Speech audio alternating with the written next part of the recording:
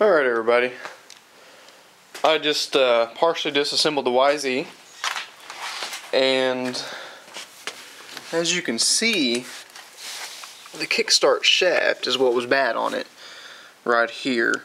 Now see how it's been rusted right here at the very end? Well, this thing's been rode for probably quite a while in the weather and stuff without being kick-started, so it's been being, I guess, pull-started. That's what the kid said, and you know, it's believable.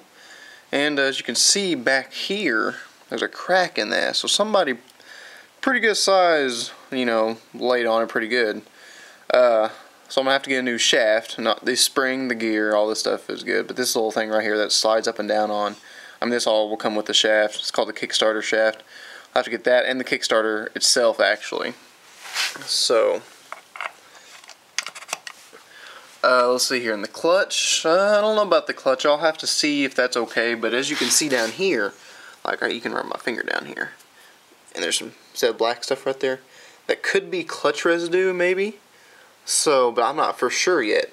So I'm gonna have to get a new clutch cable and see if the clutch will disengage and stuff. But it has, I mean, it does have decent compression. I mean, you pull this. I mean, you can. It's pretty tough to pull. So I'm hoping the compression is pretty good. I got a compression gauge too. I'm going to probably use, but I cannot use it until I actually get the Kickstarter, you know, so I can Kickstarter like quite a few times. So the compression is. I'm not sure what the factory compression is either. And for stock YZ 125s, but I do know the kid said this guy, I guess, made it, I guess, hopped it up a little bit. So it has a little bit of different stuff in it. I don't know if it's bored. I hope it ain't bored. I mean, I'd rather not be bored because, you know, you don't want strangers touching what you have, really, because you don't know what's done to it. But I do know it has different reeds in it. As you can see, there's a sticker right there. It says Boyson Products. Okay, yeah, there's a sticker right there. I'm sure it has different reeds. I think the stocks are the same. Or, well, the shock, I guess. There's only one. It's stock. And air filter, I'm not really sure even what this is. It looks like it's about due for a new one if you can't even read the brand name. But it does have spark. I've checked spark on it, so that's good. Compression's okay. Clutch might be okay. I'll have to play with that after I get the new clutch cable in. Kickstarter shaft, Kickstarter. Let's see, what else? Now down here, there's a bolt missing, I found out. Okay. There's also this thing right here I've never seen. Well, I've never actually rebuilt dirt bikes or anything, actually. But I really don't know if this is supposed to be like that or not. I mean, it does look kind of funky, I guess. I'm used to like a nut at the very end or something, so it won't come off. Looks like I can probably slide up off there, but I'll have to do some research on that. The radiator's okay.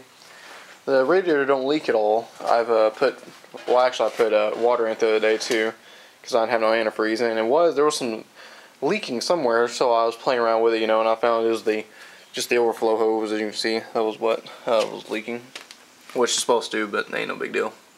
The carburetor does have a gas leak, I'm guessing, so I'm going to play around with that too, but I'm not going to play around with it until after I get the Kickstarter and try to start it, because the kid said it starts and runs without him even touching it, or without him messing with the carb or anything. So, but he did say they did have a leak, a gas leak. So turn the gas off whenever you're not riding it or something, he said.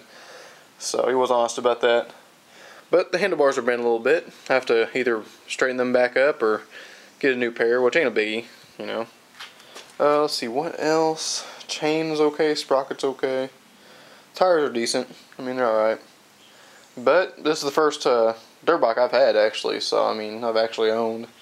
So, man, I guess I'm going to see what happens after I get this thing all put together, see if I can handle it pretty good. Because I'm always used to, you know, Warriors, YFZ 450s, 400DXs, all them four-wheelers and stuff, so.